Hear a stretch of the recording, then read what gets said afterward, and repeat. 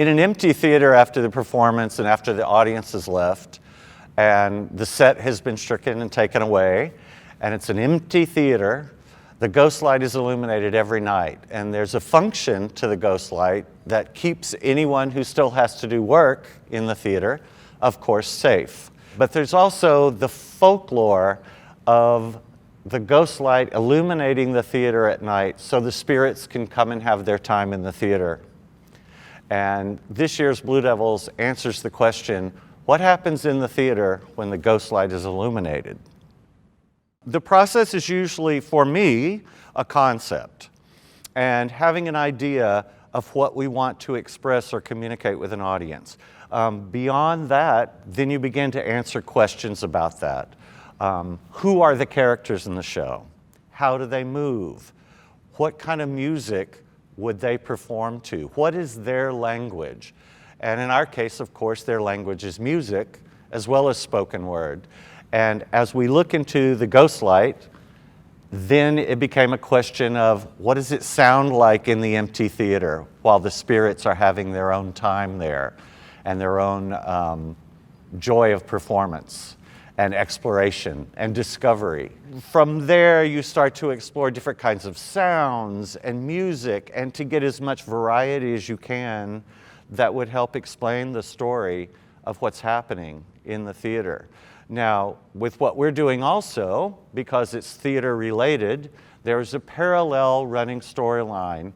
Not only is it the ghost light with the theater, but there's a sense of referring to and being influenced by theater history that we don't try to explain, but we reference it and we're influenced by it. Our goal with the music of the program was to approach it in a very otherworldly fashion, because I don't know that spirits, of course we all don't have the answers to these things, but we're speculating, would have their own type of sound. And so as we discover the show, we're trying to also discover the sound of the spirit world, the paranormal world of the theater. And it, of course, references things that these characters from the theater world might have heard or are hearing. And it all gets thrown into a wonderful recipe that hopefully creates a new kind of sound and a new kind of soundscape. The music of the program is not so much based in this song, that song. It's the sound. It's what we're referencing. The Genius Picasso special that happened on National Geographic, or the danceable pop music of a Britney Spears. We sort of explore a universe and a wide gamut of possibility and how those sounds and rhythms, most importantly, can blend together. It was important for this show to be, to sound like it was danceable and was constantly moving and in motion.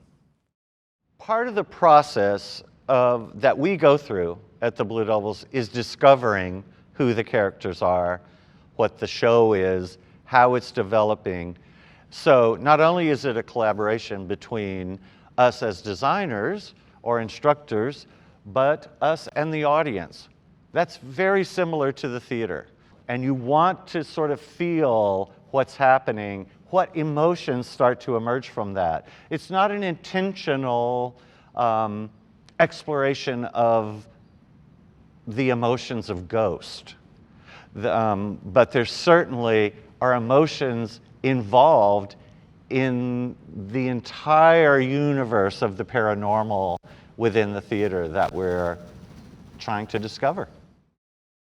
This particular show has become much more about the energy of the moments and how the spirits of the theater are moving within the theater and interacting with each other and creating sound and creating motion.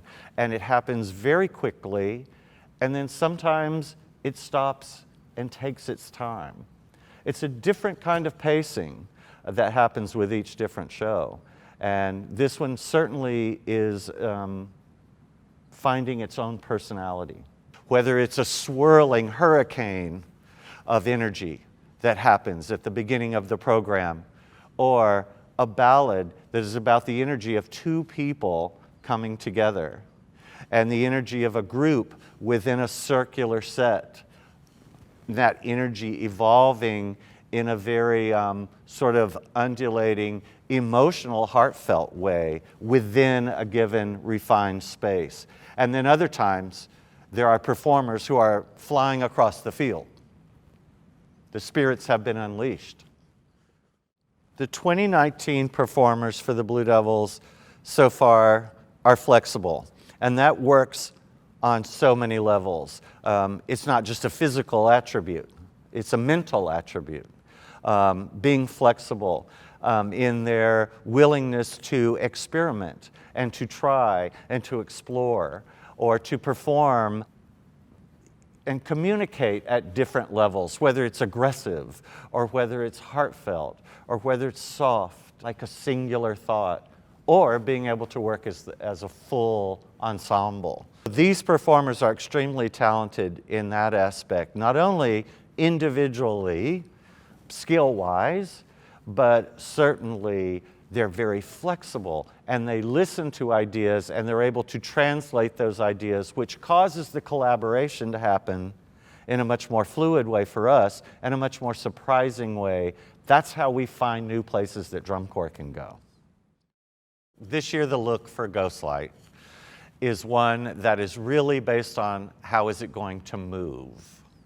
So we are certainly starting the show with one look.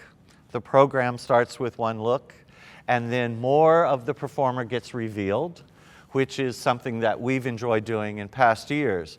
But what we're now exploring more is how can that fabric move? And how does it accentuate the movement of the performers?